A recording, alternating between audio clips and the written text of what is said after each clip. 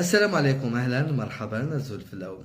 فرحات الاسم الذي كان متداولا نقول لأسابيع طويلة في محيط شبيبة القبائل. جمهور الشبيبة انتظره وانتظر انضمامه لفريقه في أكثر من مرة بعد كل الذي قيل عن المفاوضات واقتراب التوقيع. في نهاية المطاف فرحات سيكون لاعبا في صفوف مولودية الجزائر بعد الاتفاق الذي حدث في بين الطرفين.